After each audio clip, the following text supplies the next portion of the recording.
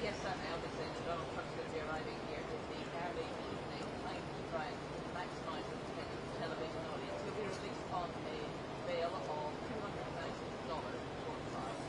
Prosecutor just filed a motion.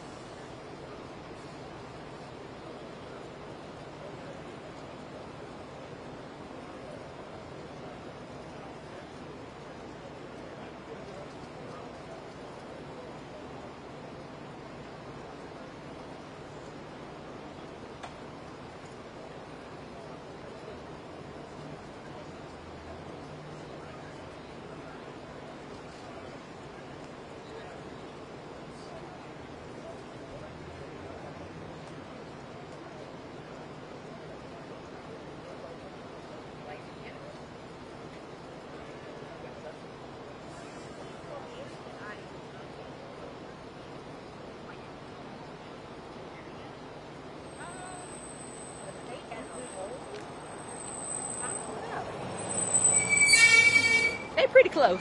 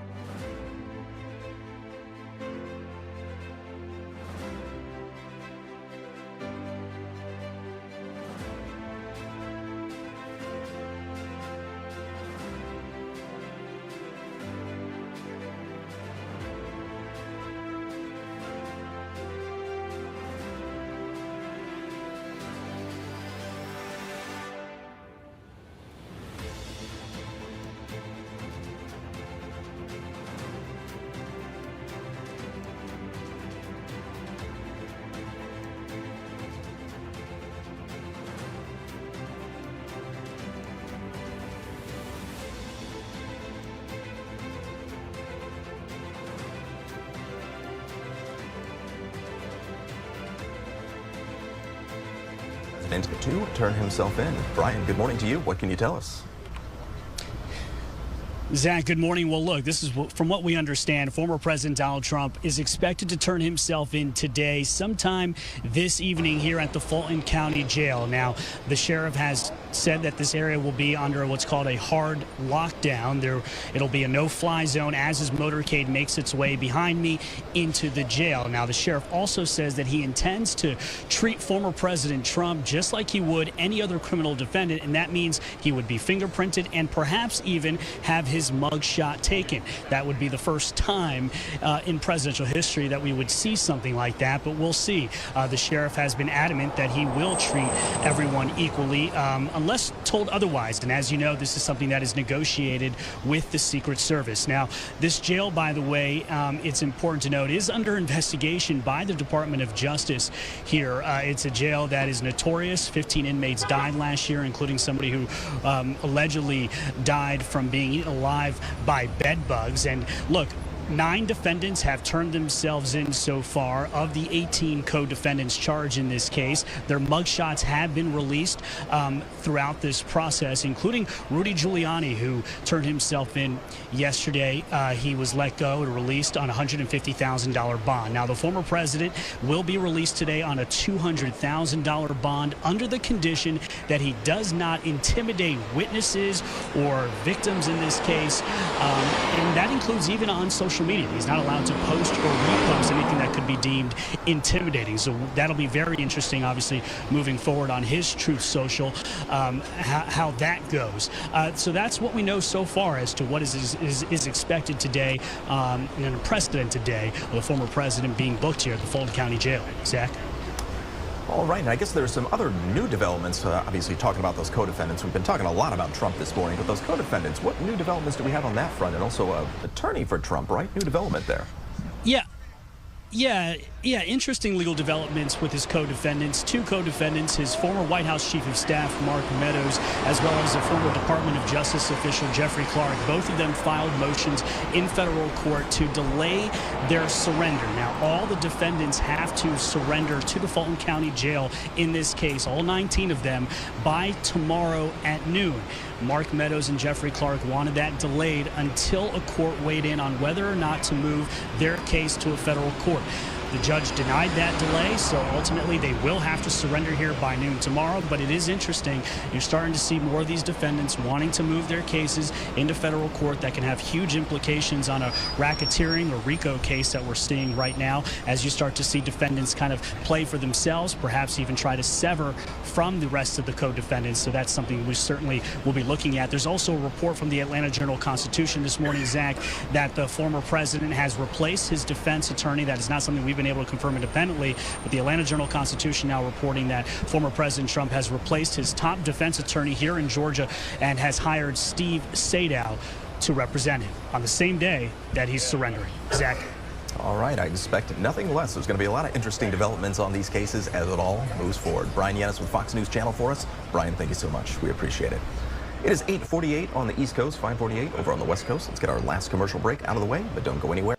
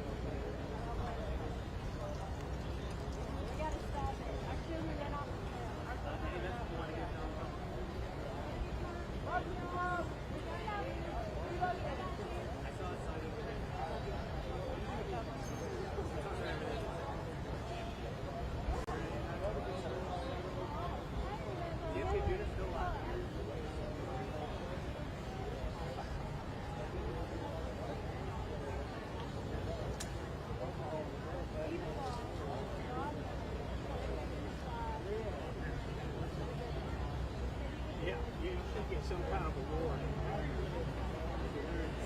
Yeah, man. Well, all right. Take care, man.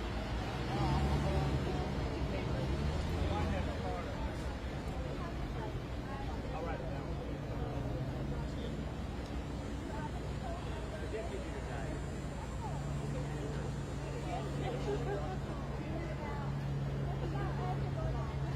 Got it. Okay, you got it.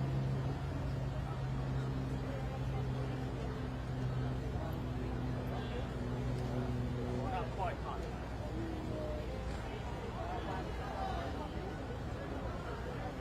Take care, man. Appreciate you.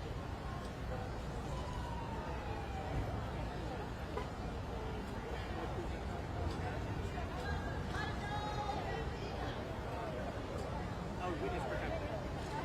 He was in the government. He was working in the government. The government was putting him in.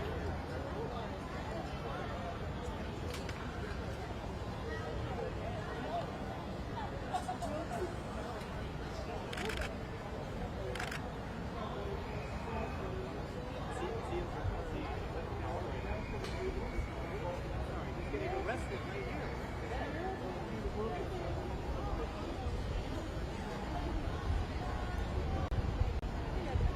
Why is he getting arrested here?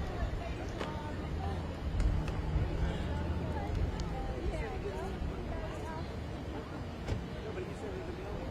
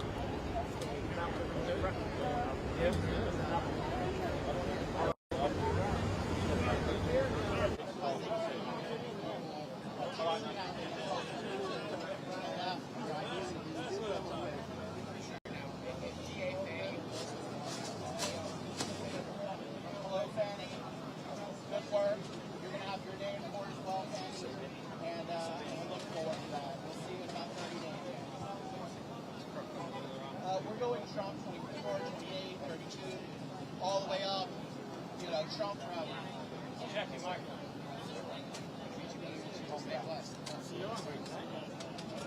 I'll be back. Yes, sir. Well, you said pizza later on, so oh! Hey, Jake, we're going to do a stand-up for the news and start with a reporter. Got it? Describe the security system, describe Oh, the thank you. So basically we need some reporters. Be rid of it. It's going to be rich.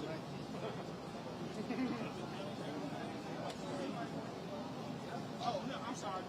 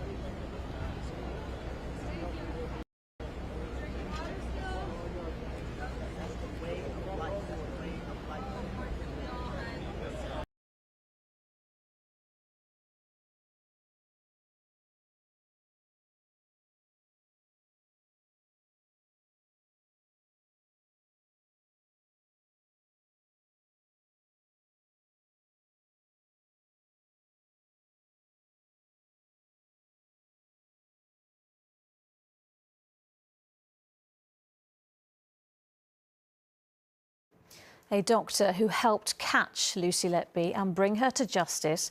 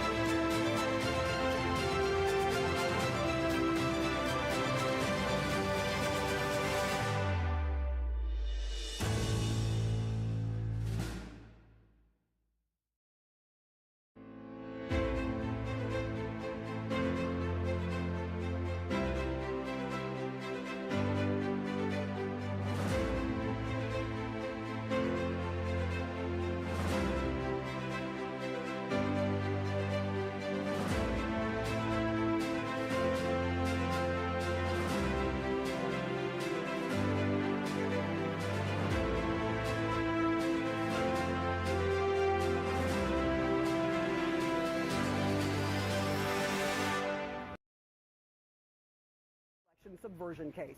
There is no way around it, and they have just one more day to surrender. Who won? Who lost? What is the one line people will remember? What is the one line a candidate most wishes he or she could forget? we're starting to see the impact of the first Republican debate. I'm John Berman, along with Kate Baldwin and Sarah Seidner. This is CNN News Central.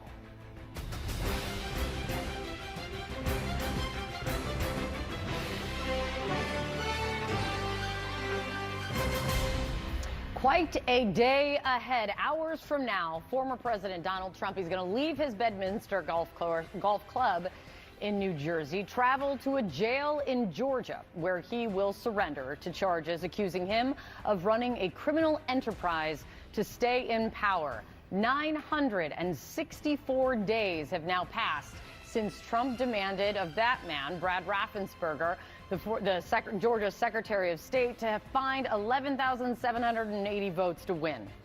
When Trump enters this Fulton County jail that we've been keeping an eye on now for days, it will be to face his fourth indictment this year.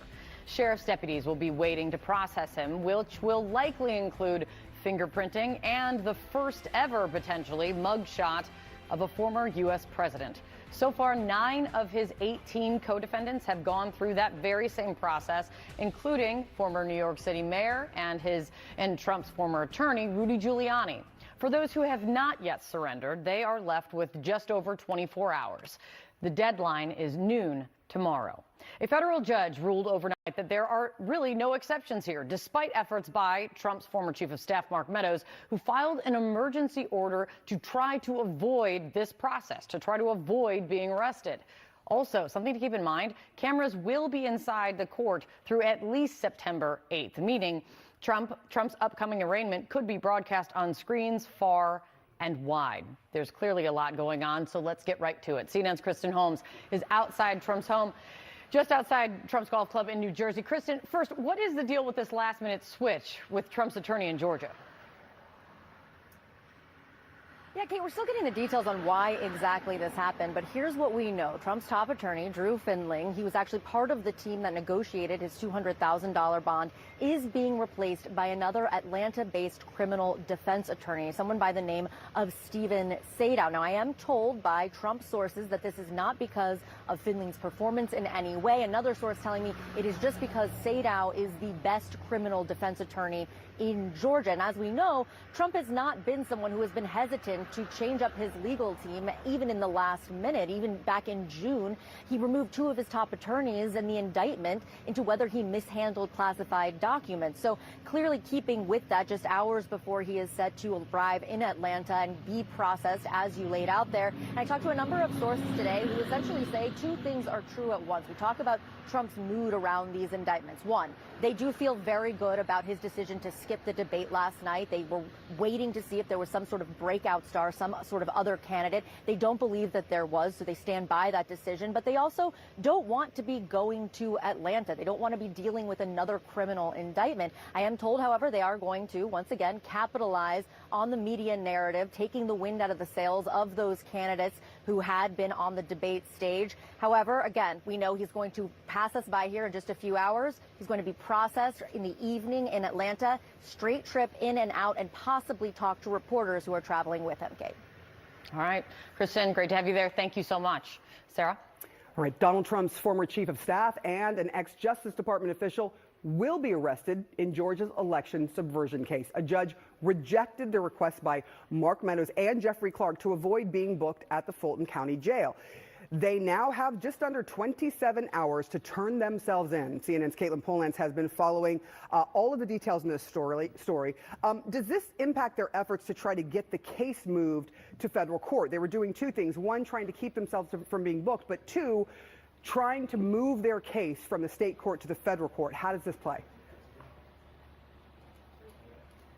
It could, Sarah. They are going to be continuing to argue that their case should be in federal court because they were federal officials at the time of the charges, of the allegations of what they were doing for Donald Trump after the election. And they say that everything that they were doing were things that wouldn't have been done if they had not been federal officials working for Donald Trump at that time. But there is really a fight brewing here that we're going to see spill over into court on Monday at a hearing where Mark Meadows and Jeffrey Clark may have to present evidence about what they were doing. We know the district attorney is ready to call witnesses about that call that Trump placed to Secretary of State Brad Raffensperger in Georgia to find votes after the election.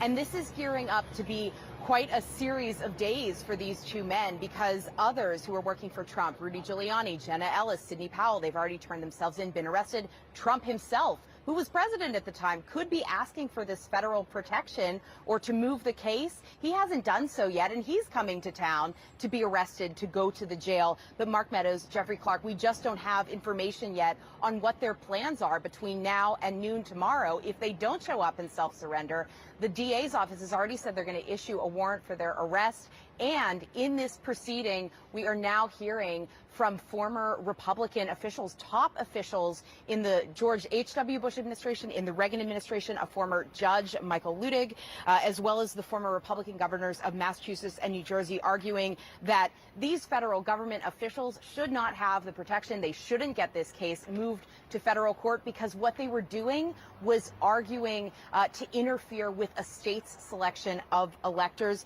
One of the things that they have said specifically in this filing is that removal would be perverse, as this prosecution arises from interference with state government operations and seeks to vindicate Georgia's voice in a federal election, the very contest from which federal authority flows. So that legal dispute is going to be continuing on, as well as this question of, do we see lawyers for Jeffrey Clark and Mark Meadows show up in town today at this courthouse complex, perhaps, and do we see them over at the jail as well? It is going to be a very busy 24 hours. Caitlin Pullins, thank you for juggling all these 19 defendants in this case. There are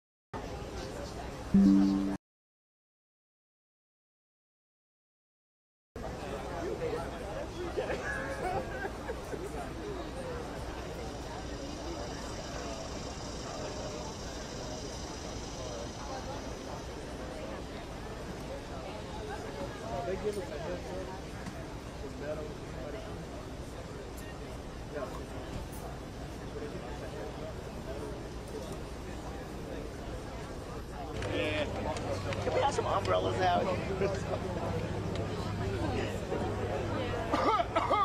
Spread your cheeks, I can't hear you.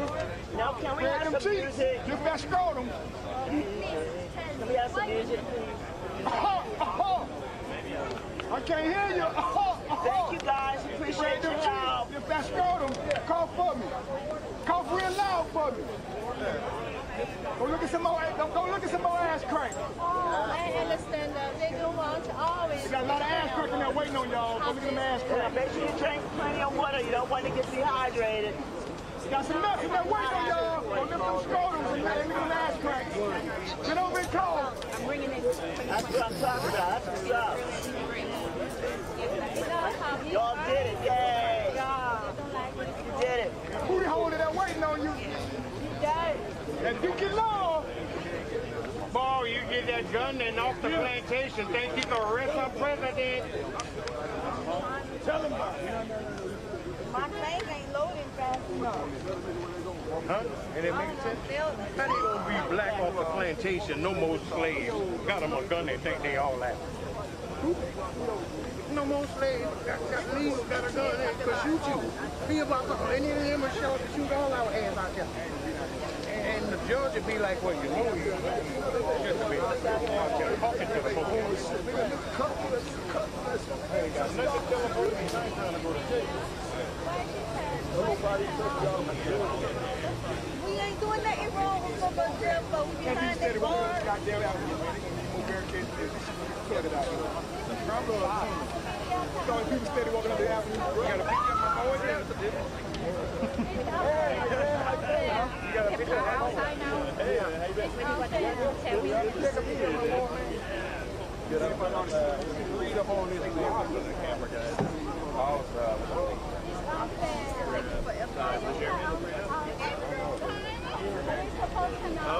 You agree with Tyler?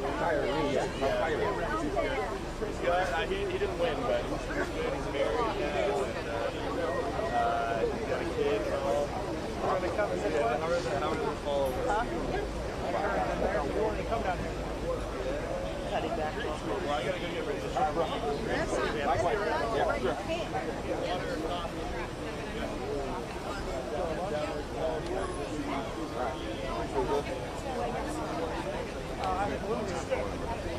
Somewhere.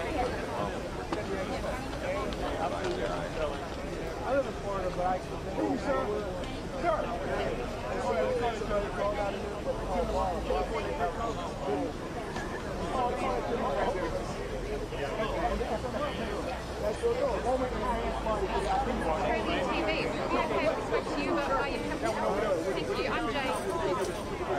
This is the way it goes.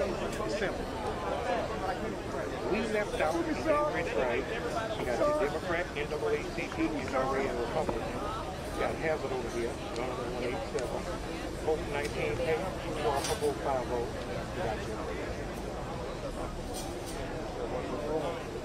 You got you got black, white, Biden, Trump. Biden say you don't know the difference between me and Trump. You ain't what?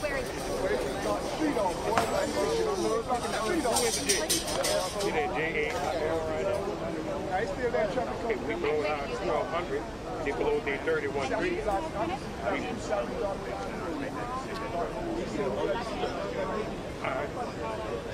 And why have you come here today? So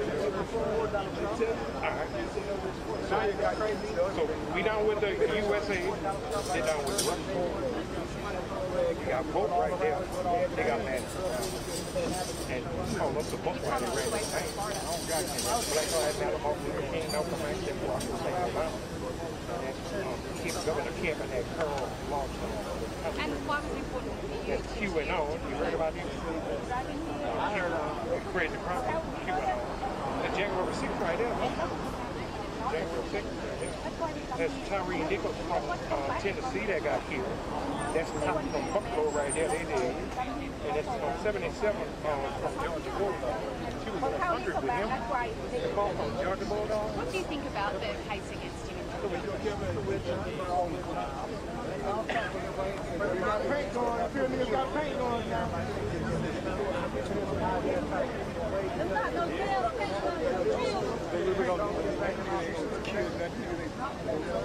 Niggas something peel by the car. You know, somebody peel by the something. Correction officer got see that talk? That's a paint.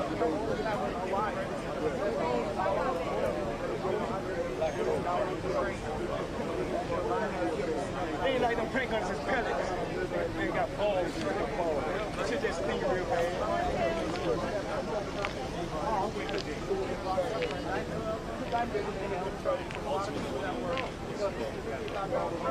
After a while, they're going to say, Do you still vote for him even if he was convicted in either of these cases? the only thing is somebody can't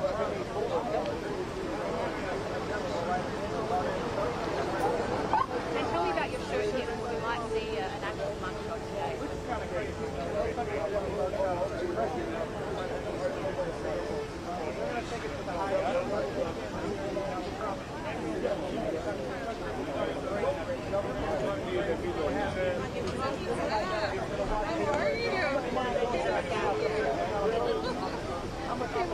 you?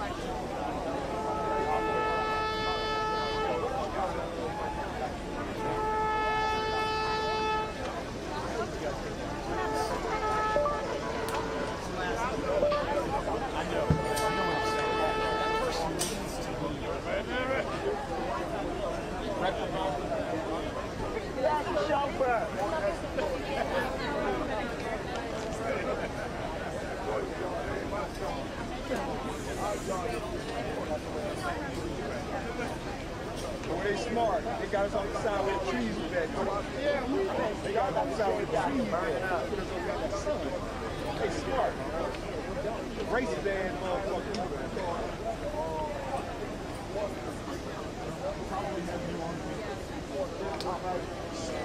Now have this, but they don't need a water. Take the back,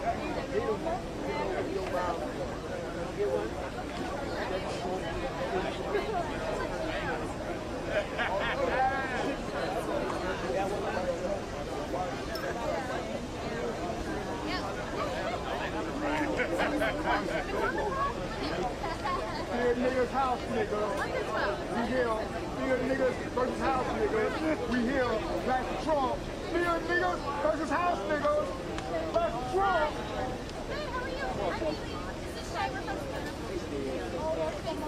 Been called 20 years straight. Stand me the low.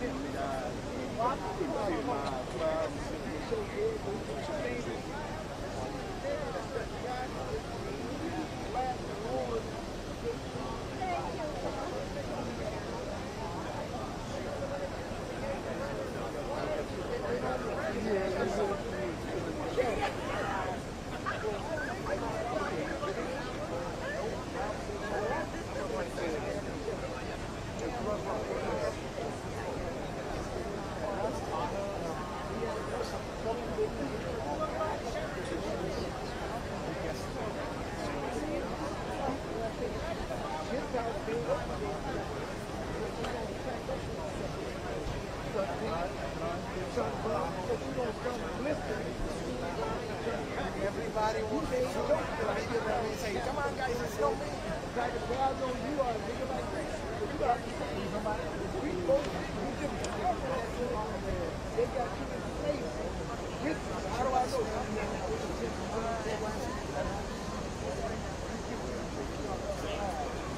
You got to worry about no, I just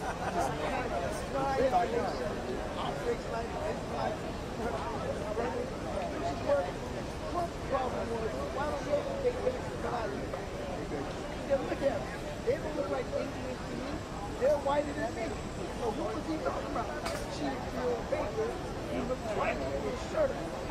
And yet he's the chief of the Cherokee. They're the king of them. They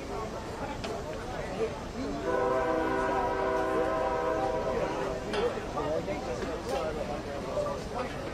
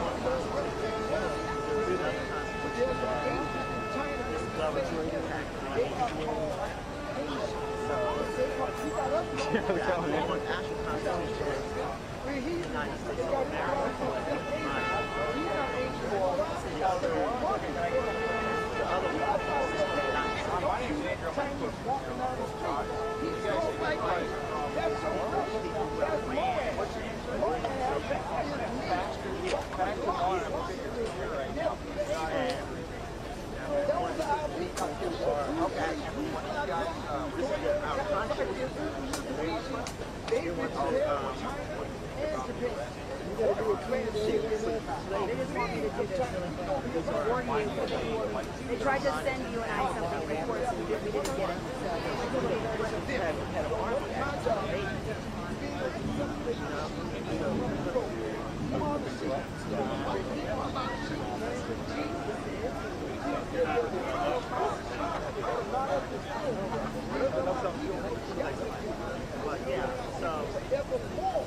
It's no difference between the Jews and the Gentiles. Why the hell did he say that if it wasn't true?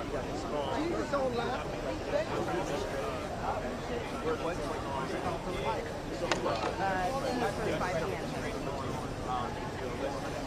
Like I mentioned, they're at 7 a.m. Hollywood, you know, they wood that they use.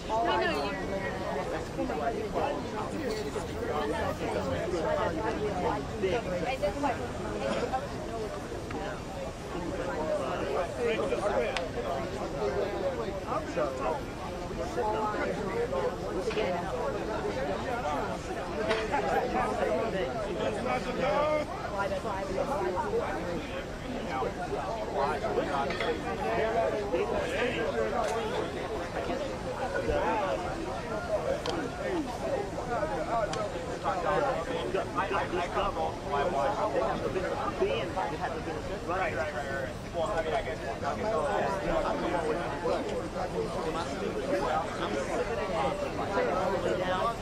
I'm fighting my answer has been in this country for 10,000 years. We have documentation. Okay, so how you want to go on our land? That was it. That was a pretty regardless of organization.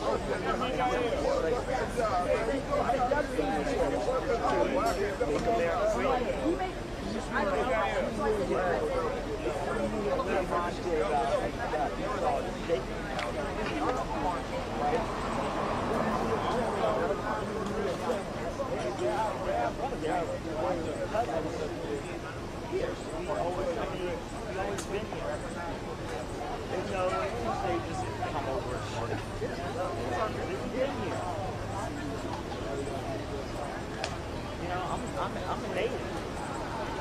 Okay? I can tell you my story when people, you know, 80-something tell me, oh, your ancestors actually my kids didn't want a reservation. Stories in the history books like, oh, well, we actually drove. No. This is a lot of. I'm a fascist kid myself, actually. So,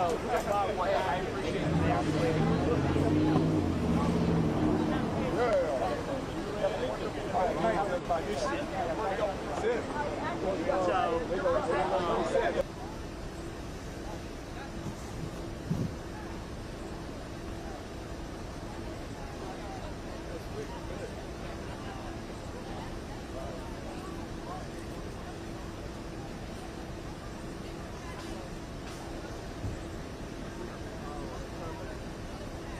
Hey, Shannon, I think y'all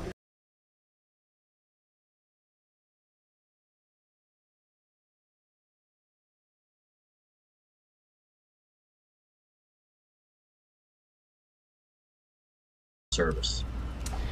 What do you think about the media receiving a copy of the booking photo? We're talking about a former president, so that is interesting considering we haven't seen that type of thing in the other 3 cases against the former president. Yeah, I think that's a very interesting fact here. Look, he's a very well-known person. He's got a detail with him. He's not going to be absconding or not showing up for court. A little bit of this process has had a little bit of a circus-type atmosphere. I think the night that the indictment was handed down, The buzz in and around the courtroom had a little bit of showiness to it. The fact that the district attorney now has a protective detail allegedly on her because she's been getting some threats. I think there's a lot of aspects of this process that could be toned down a little bit. If they want to take the mugshot, obviously, and that's their processing, that's their prerogative. But I'm not sure that, again, that's a necessary element that hasn't been handled that way by the previous appearances to answer charges. And I do want to go back to basics here because a lot of people have heard about these different cases but aren't familiar with which one is which. So can you kind of break down the charges against the former president in this case specifically? Right. This case is going to be a state case which lends itself to the RICO or the racketeering charges that he and the other 18 individuals are going to be charged as a criminal enterprise. In other words, they worked in concert with each other to commit the crimes they're alleged of committing. Normally, this is reserved for mafia-type situations or biker or drug gangs, things of that situation. It's very rare that you see it in this political situation where a RICO charge is brought forth. There are RICO statutes on the federal government, and in Georgia, obviously, they have taken the basics of the RICO statutes and groomed them into how they want to handle them down in their state. Are you surprised to see all of the buzz around this, that so many people are paying such close attention? You have folks lining the streets. Everyone is watching to see how this plays out. Just based on your experience, does that surprise you in any way?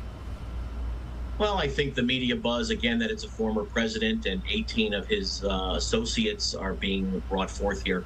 You know, you just mentioned a moment ago that the district attorney has now filed to have the case moved to October or third week in October. I don't even know a courtroom in America that will handle 19 defendants and 19 defense counsel, let alone the media and others that will be involved in the courtroom. So I don't think that that's going to go forward. You're going to have a number of motions and different filings and different decisions that are going to have to be made before this case hits the trial. So it's a little ambitious. I'm not sure why she's pushing for that very quick trial. The Speedy Trial the Speedy Trial Act is to protect the defendants, not for the speedy trial of the prosecutor. So I'm a little curious as to what's behind that aspect of moving the date up by 5 months or so. Right, and of course that information came out a short time ago because initially she had filed to have the actual trial take place the day before Super Tuesday, and then earlier today she said we actually want to do it 2 months from now, so definitely very interesting. Now, cameras are reportedly going to be allowed inside the courtroom if this does go to trial. In the other cases, that does not appear to be the situation. What effect do you think that has on the case overall for the American public to be able to watch this whole thing play out? Well, I think it's twofold, Josh. I think it's terrific that American people will be able to see what goes on in and around courtrooms around the country every day. You know, many times we hear the reporting from the news people who are in the courtrooms, and but we rarely get to see a lot of the actual criminal justice process that goes forward. The flip side of that is that cameras in the courtroom sometimes allow for grandstanding on behalf of defense counsels or defendants or whoever else is involved. So, you know, it depends on what side of the fence you're on, whether you believe that cameras in the courtroom are a good thing or if you believe that cameras in the courtroom are a bad thing. There are positives and negatives on both sides of that fence. What happens next in this case? As we know, today is the surrender date, the arraignment not expected to happen today. What is next in this whole process as we get closer to a possible trial? Well, I think you're going to see negotiations going on between the defense counsels in this case and the prosecutor's office, again, trying to figure out the discovery of materials, how different motions are going to be acted upon or filed with the court. There's going to be a lot of paperwork and a lot of behind-the-scenes administrivia, if you will, to set the stage for when this finally goes to trial. Like I said, very ambitious for a trial in March, let alone even more ambitious for a trial starting the third week of October.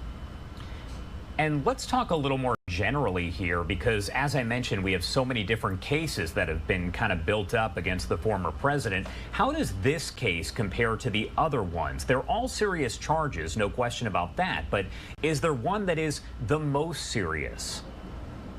Well, you can look at that a couple of different ways. The most serious case may be the one that could possibly land the former president in jail for the longest time. But I'm of the opinion that all of these cases are very important, whether it's a state charge, whether it's a federal charge.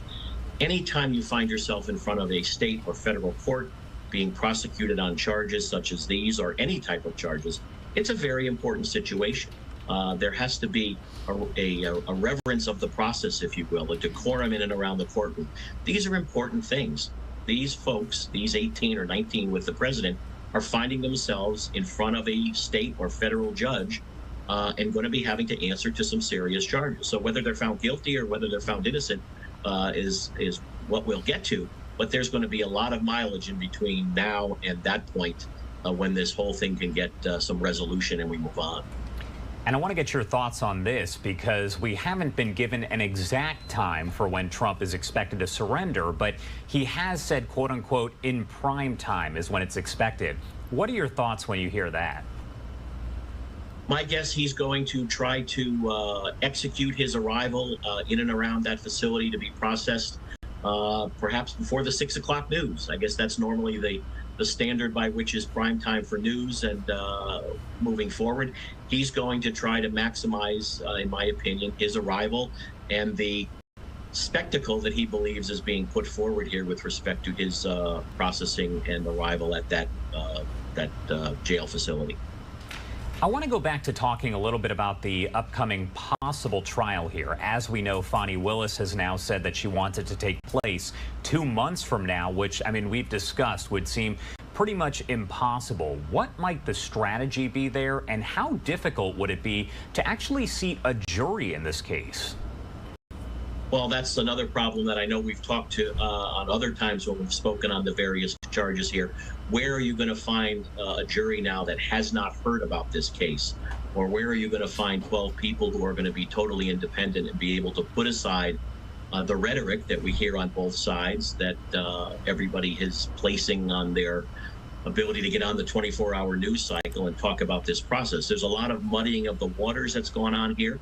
And that's a concern. The criminal justice process requires an impartial jury of one's peers to decide the case. And this is going to be incredibly difficult now because of the press here. It's going to be incredibly difficult to find that for his New York cases because of the Trump name is on a lot of buildings in and around the Manhattan area in New York City. Going to be a very, very difficult process to find those people who will be able to give this a fair shake. All right, Bobby McDonald, one of my favorite people now. We appreciate you taking the time to join us and help break all of this down for us. Is there anything else that you want to add about any of this before I let you go? Well, I think let's strap in, sit tight, and see where this takes us. It's going to be a while. It's going to be a lot of different issues that are going to be have to be worked out here by all parties. This is something we really haven't seen before, so I think there's going to be a lot of precedent set here, and hopefully this doesn't become the norm. All right. Thank you again for taking the time to be here. Thank you, Josh. Anytime. And we are taking a live look once again outside the Fulton County Jail. Things are going to heat up within the next few hours as we do expect that the former president is going to surrender in connection with that Georgia election probe here. I do want to get to the latest information. We know that the Fulton County District Attorney, Fani Willis, has now requested a trial to begin against Trump and 18 others on October 23rd. That is just 2 months from now. We know previously she had said she wanted it to take place within 6 months and have it be the day before Super Tuesday, but now she is asking for October 23rd. It comes as the former president is expected to surrender to authorities there in Fulton County in the coming hours. Trump is accused of scheming to overturn his 2020 election loss in Georgia, and this is the first time from any of his cases that a booking photo is expected to be released to the media and to the public. We are going to have extensive coverage on this throughout the day here on Live Now from Fox. Let's head to a quick 2-minute commercial break, and on the other side, we'll get right back into your top stories, headlines, and live events. You're watching Live Now from Fox.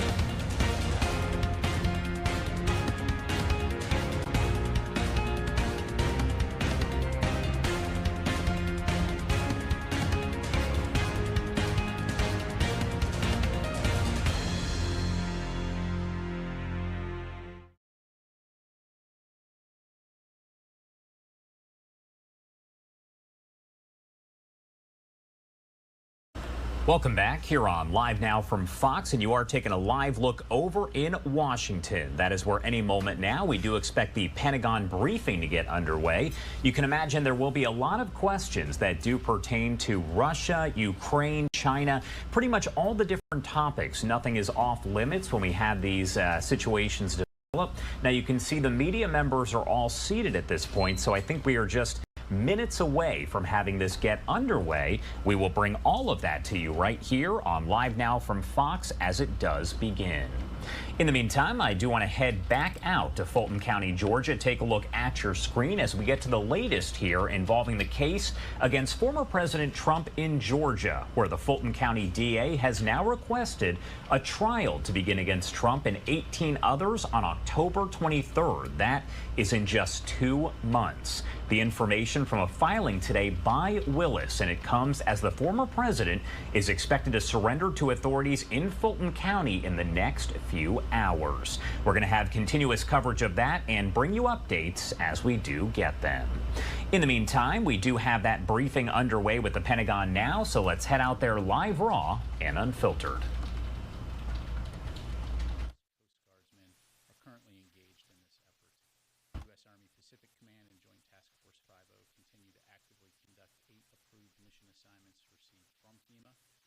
Full list of those mission assignments, as well as a breakdown of specific activities, is available on the DoD website, so I would encourage you to take a look at that. Separately, the Department of Defense is announcing today that the United States will soon begin training Ukrainians to fly and maintain F-16 fighter aircraft in support of the international effort to develop and strengthen Ukraine's long-term defenses. Following English language training for pilots in September, F-16 flying training is expected to begin in October at Morris Air National Guard Base in Tucson, Arizona, facilitated by the Air National Guard's 162nd Wing. Although we do not have specific numbers to share at this time in regards to how many Ukrainians will participate in this training, we do anticipate it will include several pilots and dozens of maintainers. Importantly, although some Ukrainian pilots have English language skills, we are anticipating that all of the pilots coming to the United States will require some level of additional English language instruction, given the complexities and the specialized English that's required to fly these aircraft. Therefore, as mentioned, these pilots will also be conducting English language training at Lackland Air Force Base in San Antonio, Texas, in September, prior to attending F-16 flying training in Arizona. The training provided by the United States will complement the F-16 pilot and maintenance training that's already underway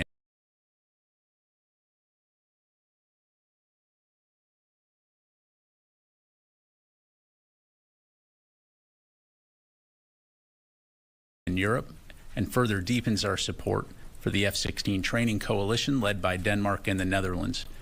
Moving forward, we will remain in close consultation with the Danes, the Dutch, and other allies to ensure U.S. training complements the broader coalition training effort.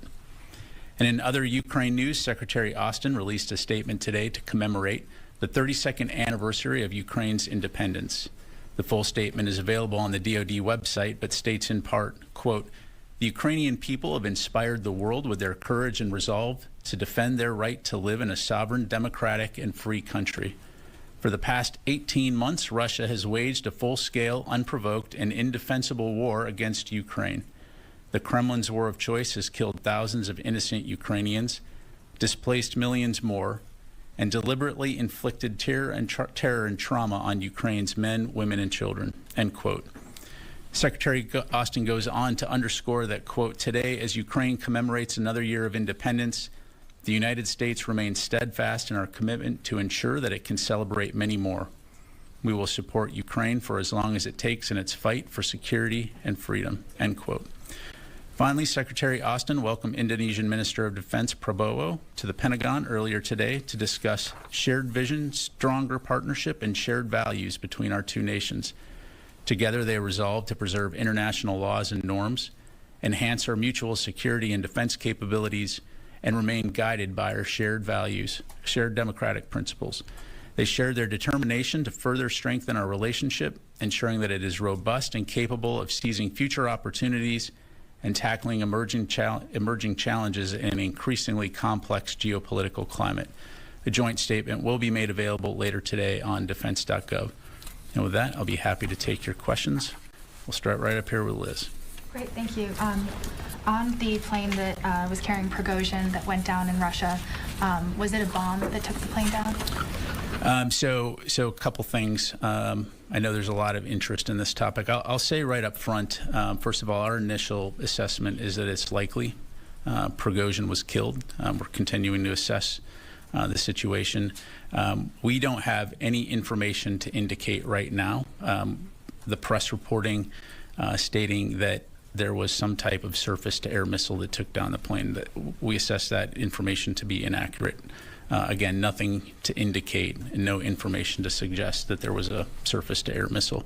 But beyond that, I'm really just not going to have any further information. What was it, something that came internal from inside the plane? Again, I don't have any additional insight to provide on that. Thank you. Oren.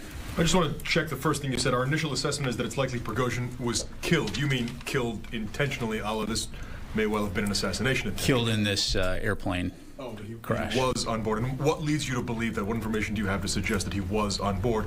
Or is this based on the fact that you have no reason to doubt Russian reports? Yeah, I'm not going to go into the specifics of how we gather information other than, again, our initial assessment based on a variety of factors is that he was likely killed. But not just based on Russian statements, I would imagine. Based on a variety of factors. Thank you. Missy. Just two clarifications and then a question. Just to make sure that I understood the answer to Oren's follow-up. So you guys are not willing to say that you believe it was an assassination attempt. You're just being neutral on that right now. Is that right? We're continuing to assess the situation. I'm not going to have any further information on how or why the airplane crashed. Okay, and then on the F-16 training, the administration had said previously that it would consider hosting training for Ukrainian pilots in the U.S. if capacity in Europe proved to be insufficient. But I think they're just getting going. Is that what happened? Were you all? Did you guys conclude that their capacity was insufficient, or was there a decision just to go ahead with this, even though their training is really just getting off the ground? And then my question, just to put it out there right now, is regarding these reports that the Saudi border forces may have attacked and killed a number of asylum seekers trying to cross from Yemen into Saudi Arabia. I know that at least troops under Central Command Authority are not currently providing training and assisting or any kind of support to these particular units or Saudi border guard. But I'm just wondering if you, from the podium, can provide some sort of comment, given that the Saudi government is such an important security partner and that the United States has this deep relationship with Saudi security forces across the board. What is your comment on how worried or concerned are you all about this? And is there any action that the U.S. government will take given the sort of egregious nature of these alleged actions by the Saudi border forces? Thanks. Yeah, thanks, Missy. There's a lot of questions there. Everybody settle in.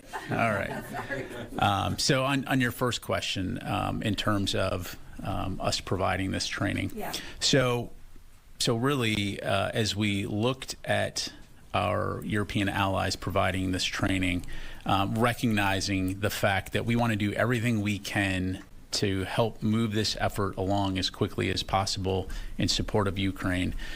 We know that as the Danes and the Dutch prepare to train those pilots, that at a certain point in time in the future, capacity will be reached.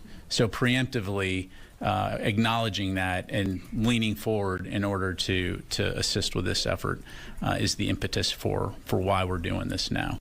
As it relates to Saudi Arabia, again, we're aware of the report. We're aware of the allegations. As you highlighted, the U.S. is not in any way training those border forces. They're not a part of any of the assistance that we provide. I don't have a specific comment to say other than, again, we are aware of those allegations. I know that the State Department is looking into that, but I don't have anything further to provide at this point. Thank you. Ashley. I wanted to follow up on the F-16 training. So as you're looking at the capacity issue, is there a certain number that you're working off of how many aircraft that Ukraine will eventually receive? So short answer is I don't have a number for you today. I know that some of our European allies have already publicly commented on the aircraft that they're going to be provided. And so, step number one is Ukraine identifying the pilots to be trained, and then having those pilots come in and train. And then at that point, we'll be talking about how many aircraft. So more to follow on that in the future. But in terms of training in the United States, right now what we're looking at is, we'll have more to provide in the future in terms of numbers, but right now we're looking at several pilots with upwards of dozens of maintainers. And sorry if I missed it in the topper. Are they going to be training at Luke Air Force Base? And when do you anticipate that the language training would be concluded and the training in Arizona could start? Yeah, so right now it'll be at Morris Air National Guard Base in Tucson, Arizona. The language training will start in September, and then we anticipate that flying training will begin in October. Okay, thank you. We'll go to Fadi. Thank you, John. So I want to go back to people again. Can you just update us on what role the Wagner Group have been playing in Ukraine since last June? And I know this just happened yesterday. Do you think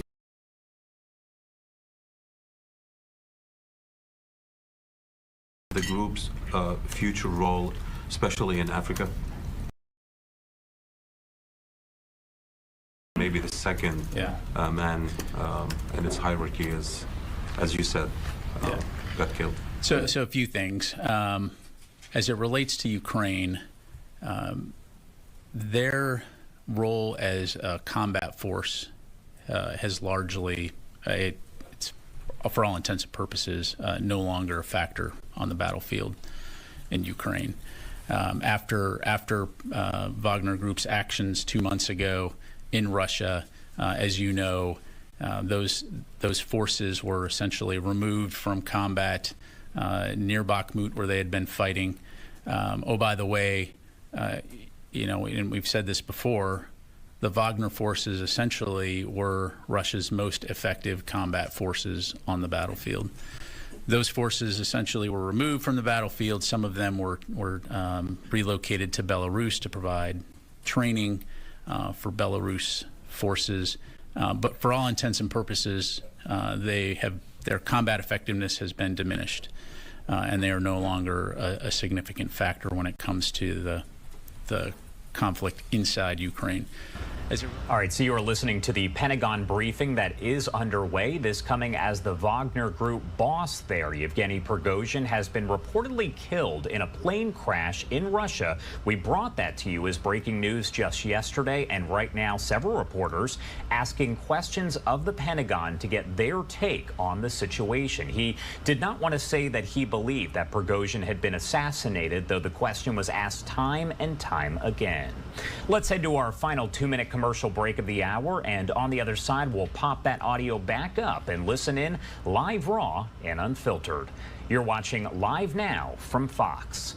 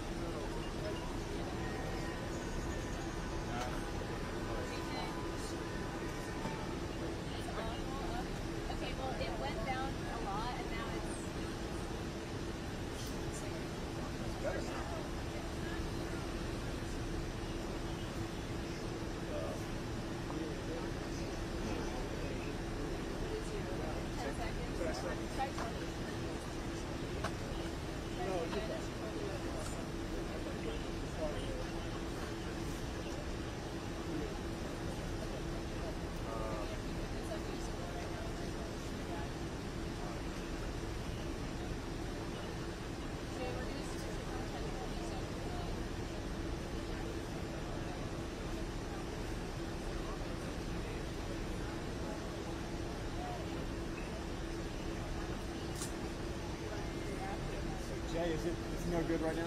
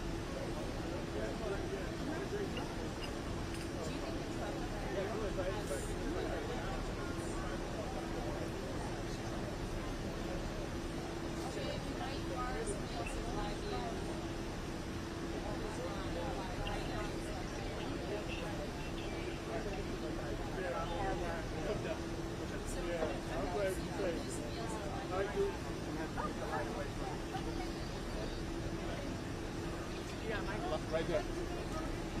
It's going up right now. How are we looking now? Well, we're 22nd. And you know what? It's fluctuating anyway. Do that and fly that out and make some up a little bit. No, I'm not. Stop. I have to stop.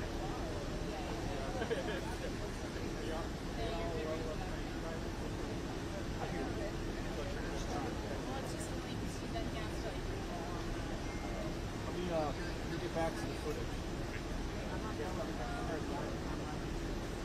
Murdered that. All set up. Man 6. It's no longer on this. Yes.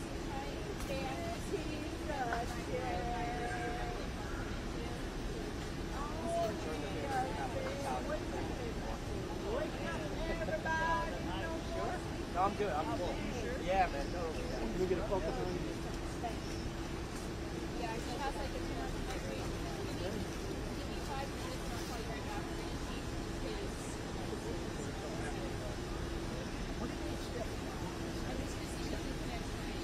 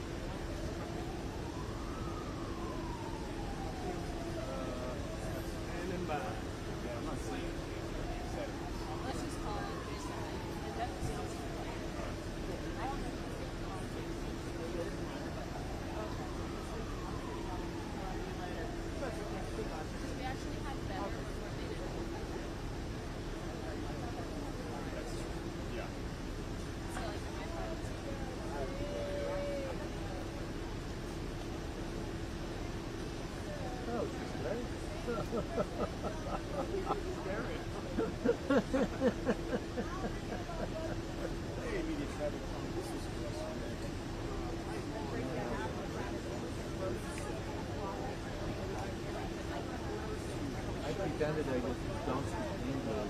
I was speaking Polish all the time to my cameraman because she wanted me to interview her about Trump, say to her why. And I was like, oh my god. Yeah. Very good. I would make up a language. I hear you. Yeah. But then again, she might understand it. Yeah, I guess she understands many languages. Right. Especially those non-existent. Right. And vowel.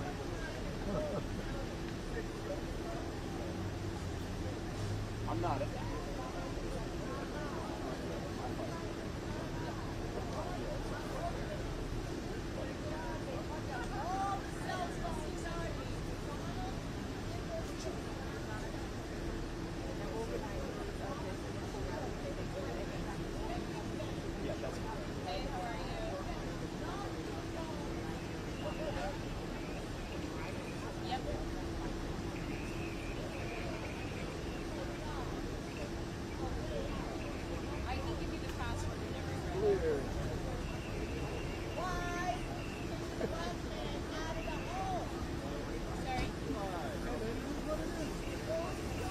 But I'm glad I'm here and I have it ready to go. So it's live in the drop. I come out all early.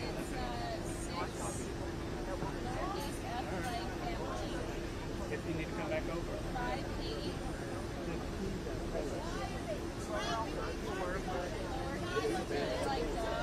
Yeah, that's right.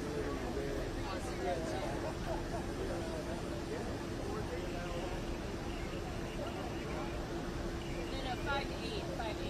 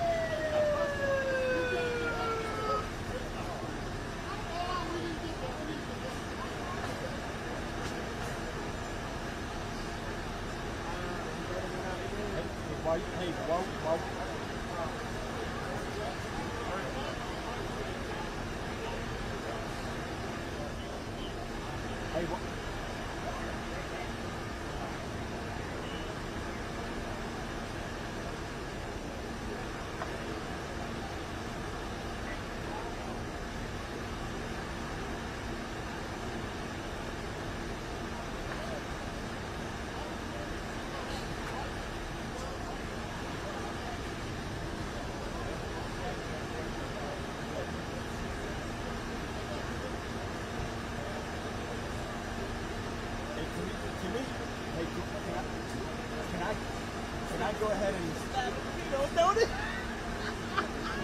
Hey, you guys, can I go ahead and come back up and lobby you right now just to see where we're at?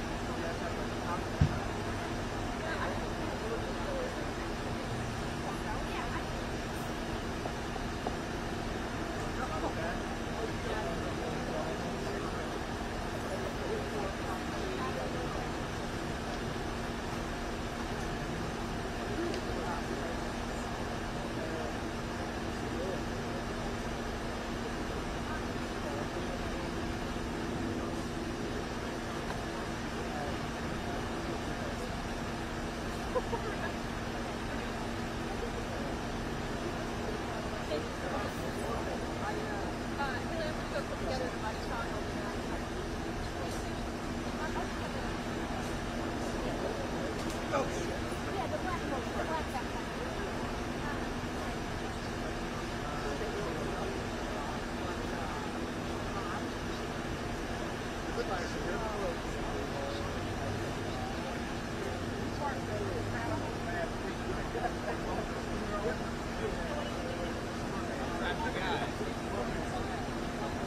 lot smarter than I look. It's a very low bar, but I leap over that one. Forrest Gump is smarter than I look.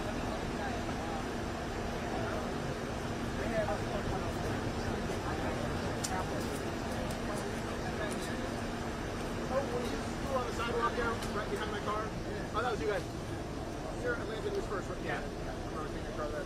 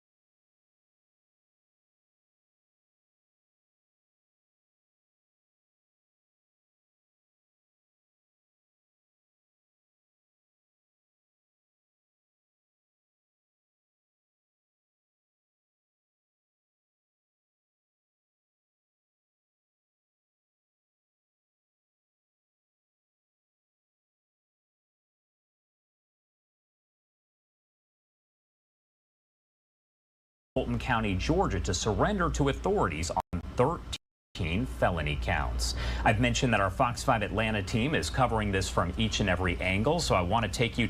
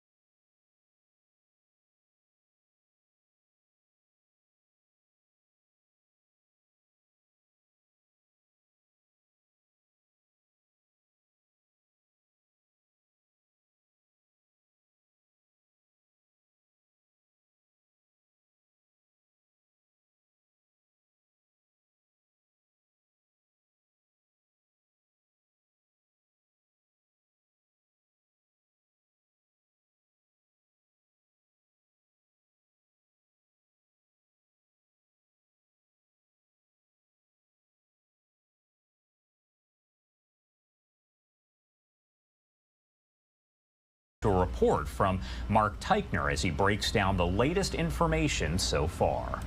Later today, history will be made as former President Donald Trump comes to Atlanta to surrender at the Fulton County Jail.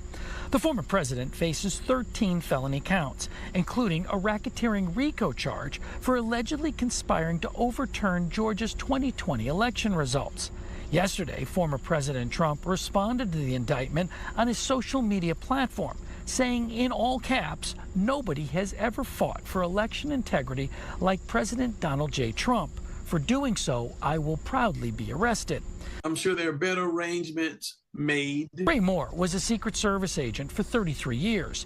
He expects former President Trump to travel by motorcade from the airport to the jail. The former president will be processed, fingerprinted, and if he's treated like the other defendants in the case, he'll have a mugshot taken. Wherever he's moving, the hallways will be cleared of any pedestrian. There won't be any inmates. There won't be any extemporaneous employees. It'll be only the people that need to be in proximity to him. The whole process shouldn't take long. After posting a $200,000 bond, Mr. Trump could possibly be in and out of Atlanta in about 90 minutes. And we are keeping an eye on the situation here. Again, that is a live look over in Fulton County, Georgia, where former President Trump says he does expect to surrender in just 4 hours at 7:30 p.m. Eastern Time. Our coverage will continue right here on Live Now from Fox. It is now 3:29 on the East Coast and 12:29 on the West Coast. Let's head to a quick 2-minute commercial break, and we'll have more live, raw, and unfiltered coverage coming up on the other side. You're watching Live Now from Fox.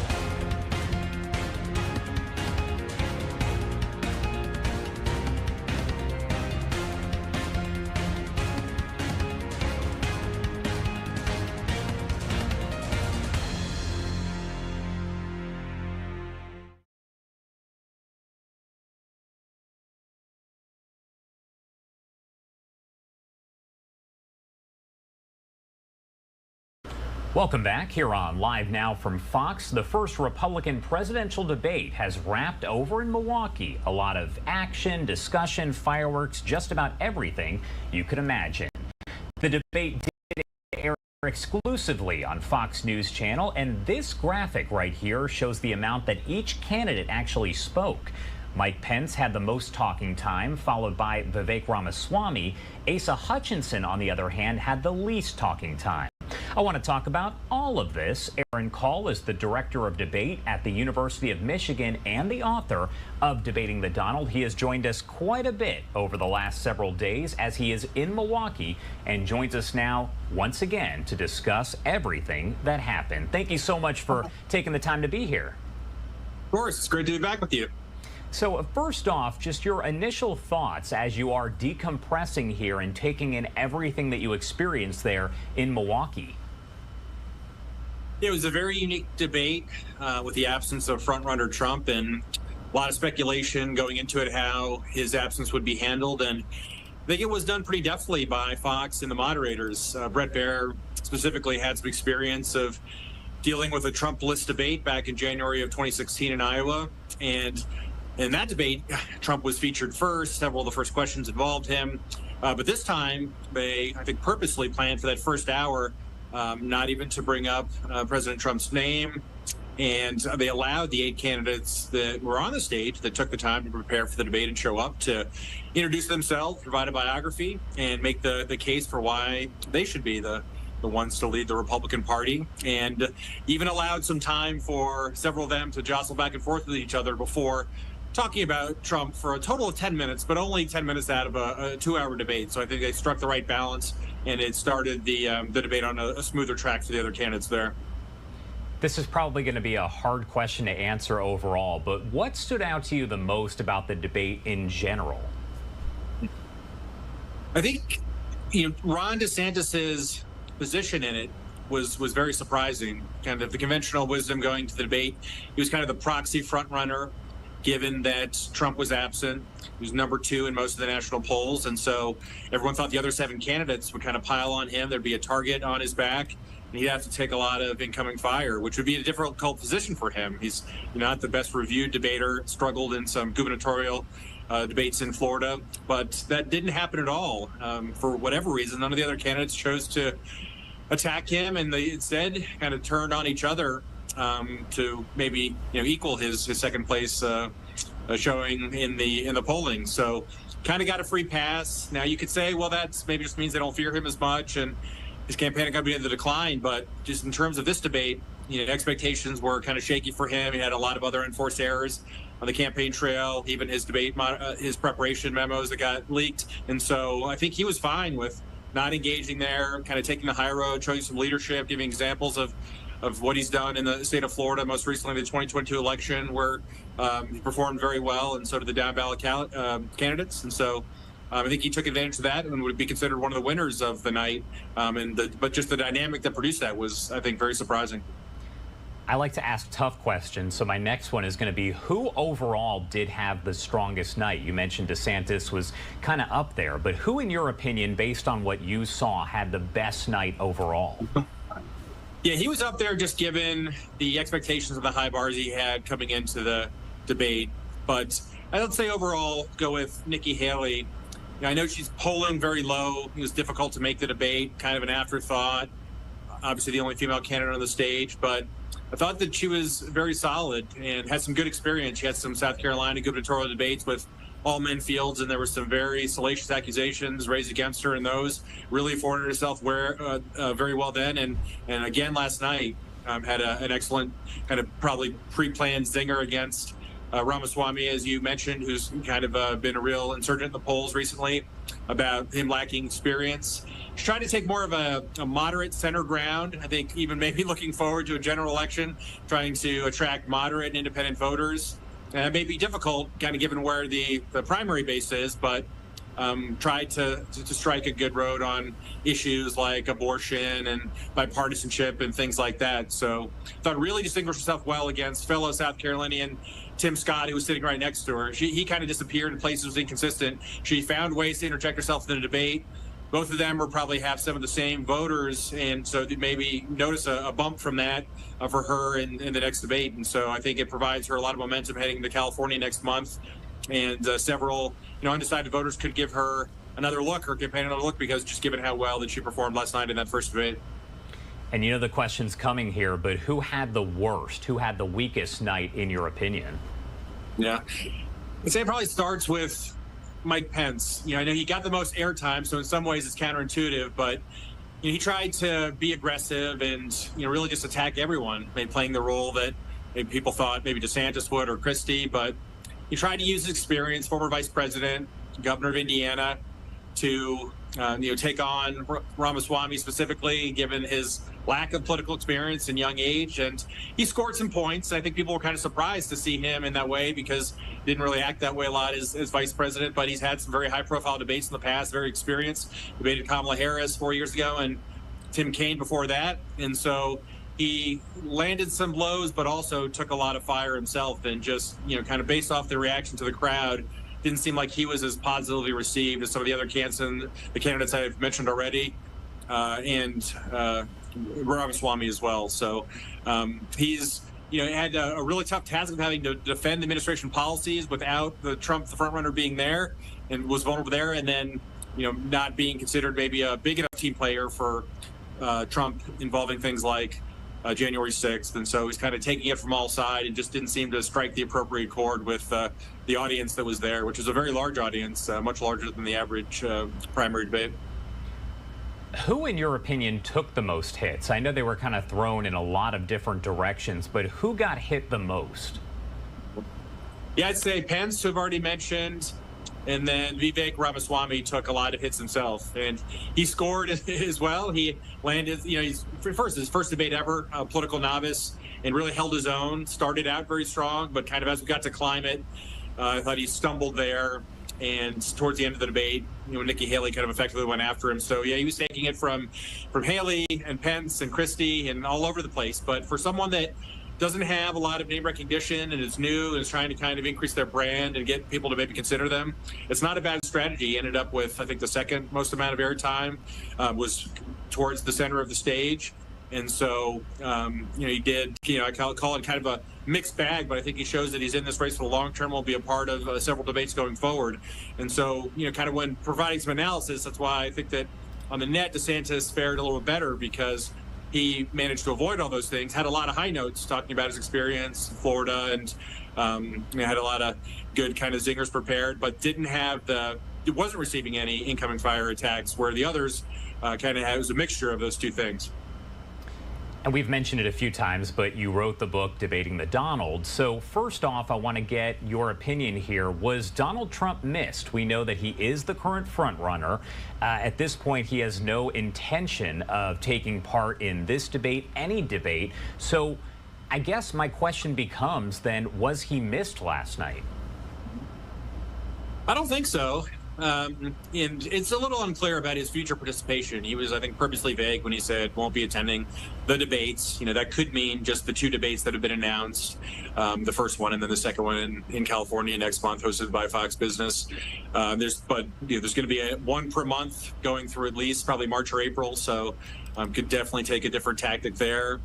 But no, I think we showed last night that you can have a 2-hour debate where he's kind of an afterthought to it, and have 8 other candidates that are well qualified. I think we had 6 current or former governors and several former prosecutors have a good spirited debate, both on substantively and also kind of interpersonally attack each other.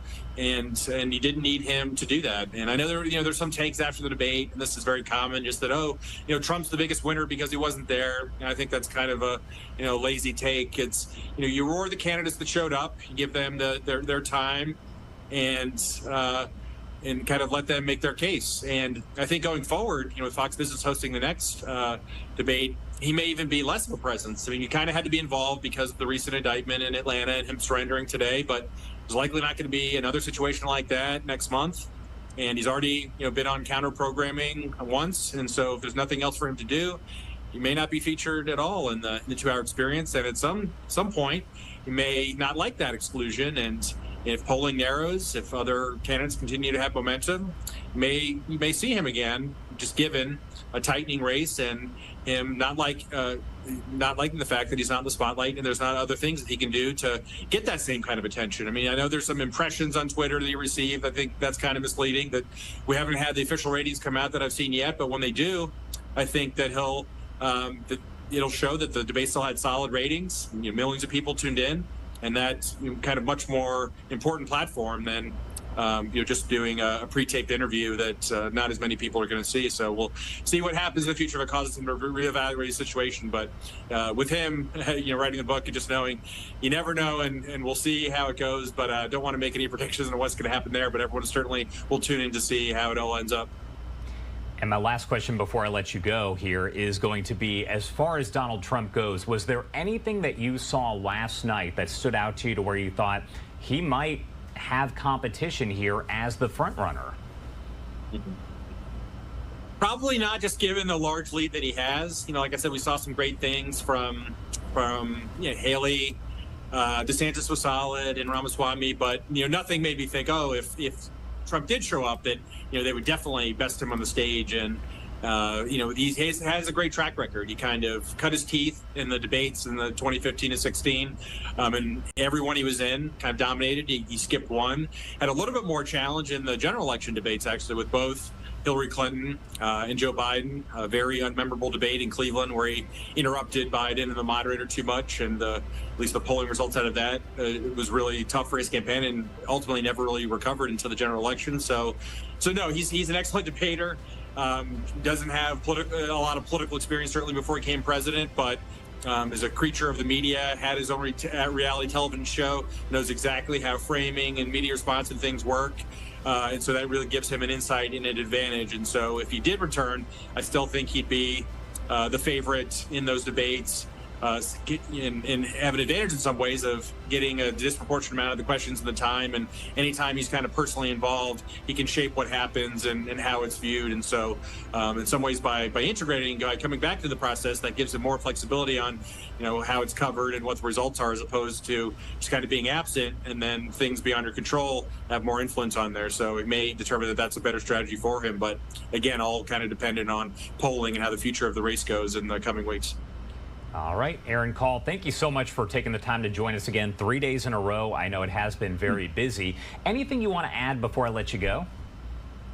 No, appreciate you having me on. And Fox did a great job with hosting the debate in the Media Filing Center in the Spin Room. And look forward to joining you again next month when we get ready for the next debate. Oh, I'm going to be bothering you again. Don't worry. Thank you again. All right, take care.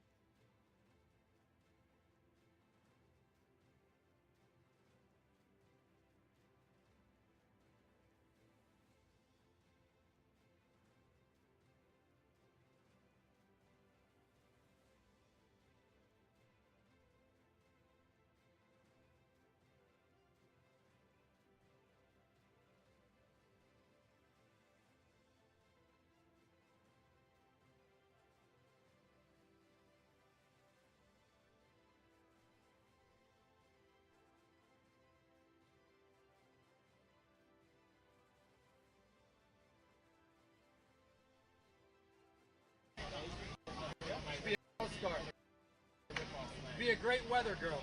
Okay.